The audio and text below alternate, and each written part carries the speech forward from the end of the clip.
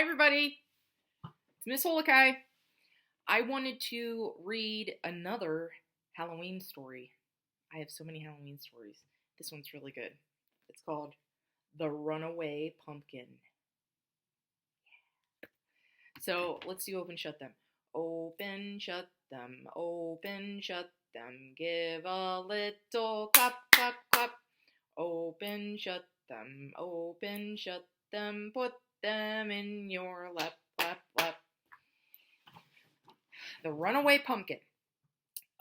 Kevin Lewis, he's the author. He wrote the words, and S.D. Schindler drew the pictures. He's the illustrator. The Runaway Pumpkin. And look at that. Look at the cow and the chicken and the pig. They're all like, ah! That's a really gigantic pumpkin. Once upon a hill, when the wind blew with a chill,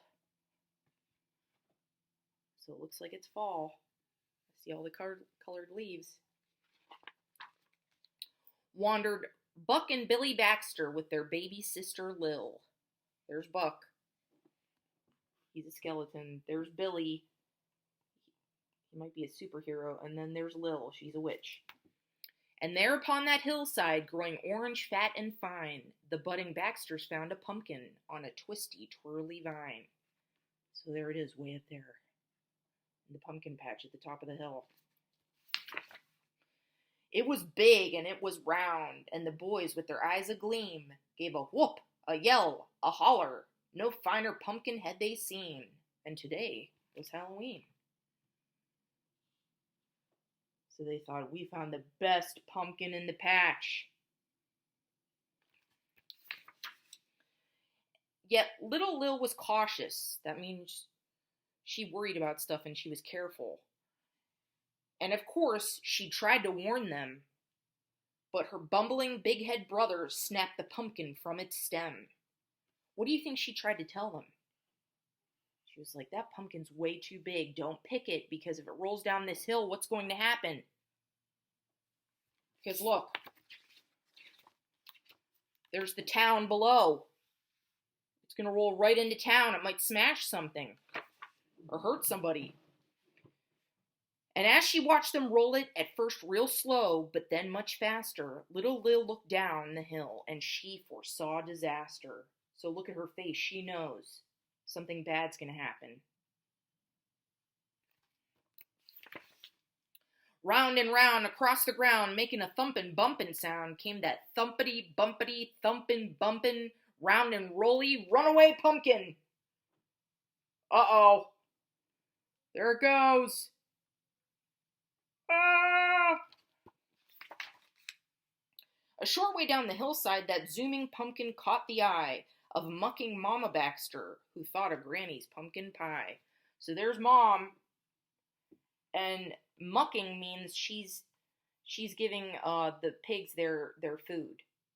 They eat all the leftovers, and it busted right through the fence. Look, and she thought of pumpkin pie. I'd be scared. I'd be thinking, oh my gosh, somebody stop that pumpkin! The pigs all ran away. Round and round. Oh, it busted through her sty, her pigsty. That's a pig house. Round and round across the ground, making a thumpin' bumpin' sound, came that thumpity bumpity thumpin' bumpin' round and rolly runaway pumpkin.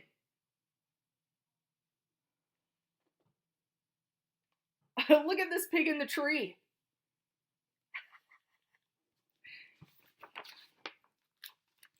A bit farther down the hillside, just beyond the chicken coop, Grandpa Baxter saw that pumpkin and thought of Granny's pumpkin soup.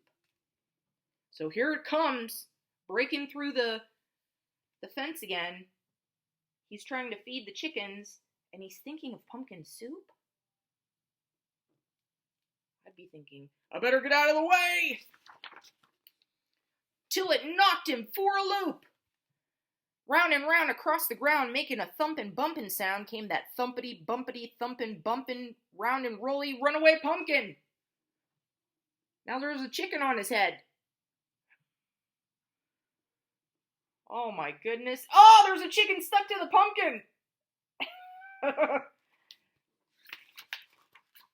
Now, at the bottom of that hillside where that bounding pumpkin sped, Papa Baxter, on his tractor, thought of Granny's pumpkin bread. So there's the dad on the tractor, and he sees it coming. He sees it coming, and he's thinking of pumpkin bread. But Papa Baxter used his head and quickly plowed a pumpkin bed. So do you see what he did?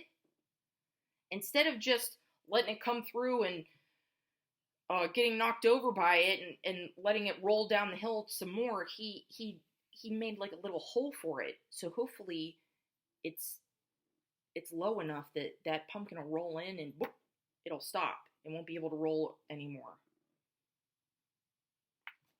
Let's see what happens.